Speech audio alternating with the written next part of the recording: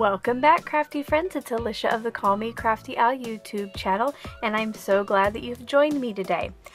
My break has been a little bit longer than I anticipated, but I am back today with challenge number 5 in my No Spend November challenge and giveaway series.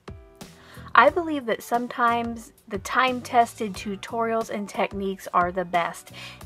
And when you think there is a new technique or tutorial out, it may just be something from a while ago that's came back around.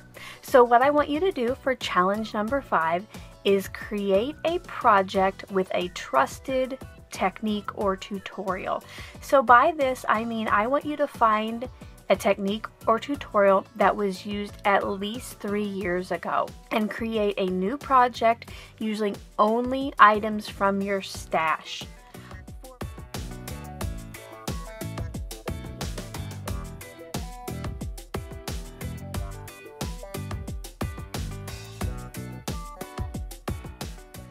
For my project today, what I did is I went to the Split Coast Stampers channel here on YouTube. I sorted their videos by oldest to newest, and then I just kind of went through the tutorial videos and found one that I wanted to try. It is actually a new to me technique, but I believe the video was from about 9 years ago.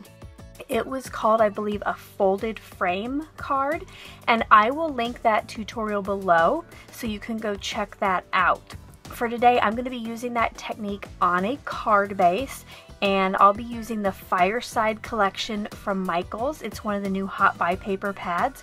Now, I did actually buy this in October, so that's why it is one of the newer pads. But I thought it was appropriate for the season now that we're kind of coming up on Christmas and needing to start getting my stash of Christmas cards ready to go. So I will be using these. I have pre-selected some papers that I think I'll be using. These are what I pulled out of the paper pad. I wanted to use one of these down here for my sentiment, and then the rest for the background or the design of the card.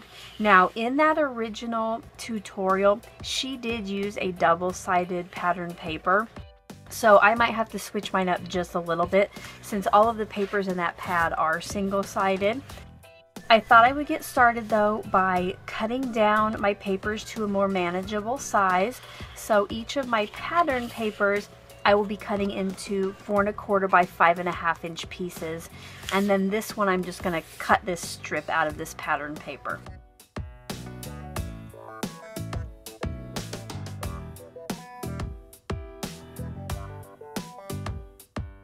And I know I just said to 4 1/4 by 5 1/2, but I'm just actually going to do 4 by 5 1/4.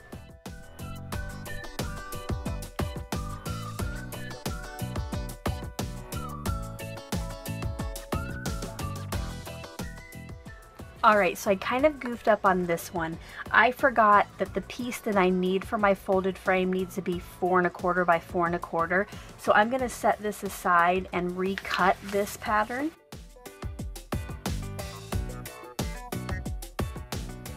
I'm going to pull in my scoring tool. And I'm going to put my pattern side down. And what I'm going to do is line up the top point and the bottom point on the 3-inch mark. I just wanted to make sure that that was the right notch down here. So I have this lined up at 3 inches and it's shaped like a diamond, and then I'm going to score at 1 1/2 and 1 inch. And then you turn it, align with the same grooves, score again at 1 1/2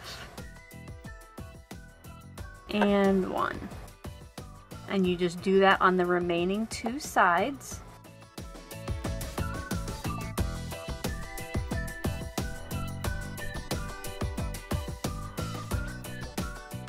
Once all the scores are made, you can create your frame, and you fold this in and then back out.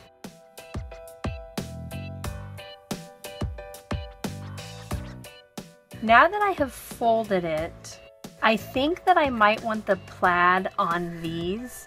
So I am going to fold it so my pattern is on the inside. Now, this middle will eventually get covered up, but I think I like this way better.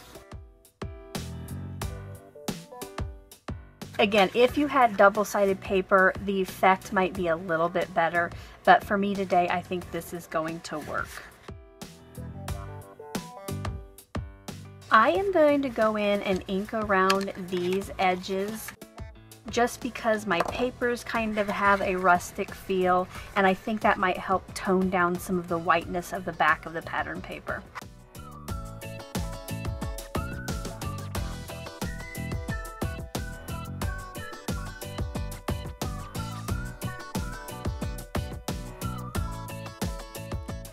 And now I'm going to bring in some Stampin' Up! Dimensionals and just put one in the middle of each of these triangles and then fold that part back. And that way there's just some extra dimension there when it's folded instead of it being folded flat.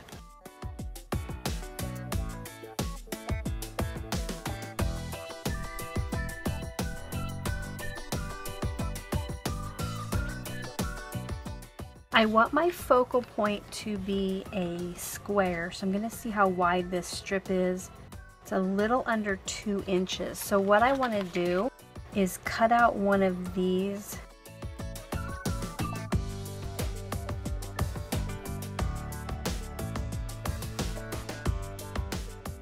Now, because of the gold foiling in it, I'm going to make a small border with gold foil paper.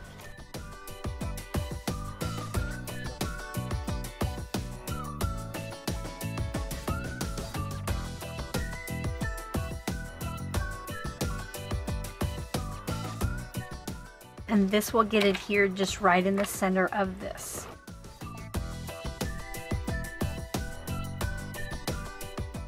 Again, I'm going to use the dimensionals, and I'm going to put one in each of the corners of the flaps. So I'll be using 8 total this time. And you can see there where I have it. This is so it will stay folded over, but again, it adds that dimension. It's not flat down to the frame. If you have tried this technique before, maybe you tried it when it originally came out on Split Coast Stampers, let me know below.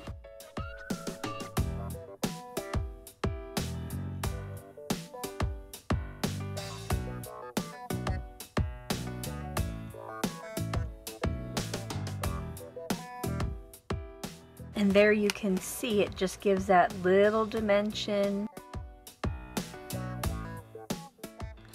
Now I want to go ahead and get the rest of my card ready to go.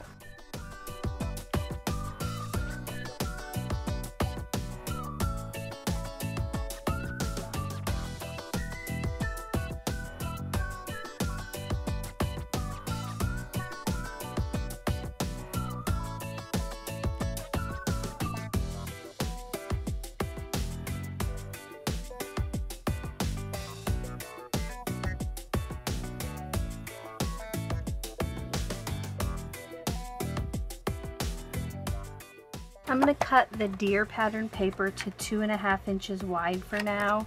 I may make it 2.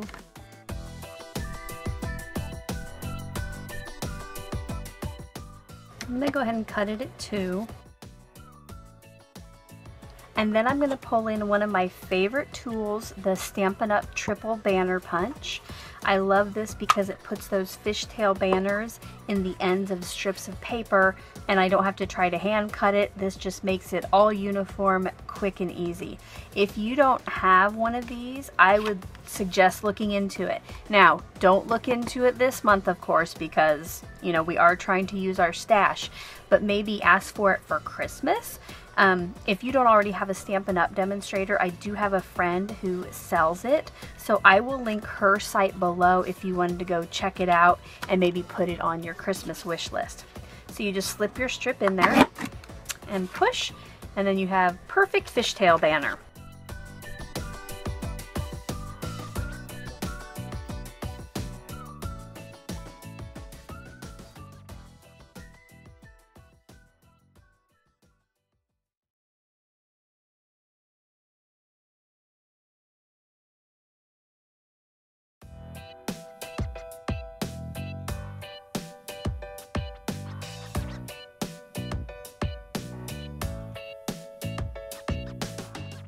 I didn't put adhesive all the way down into those corners, and I'll show you why here in just a second. What I'm going to do is kind of curl those up just for some more dimension on the card.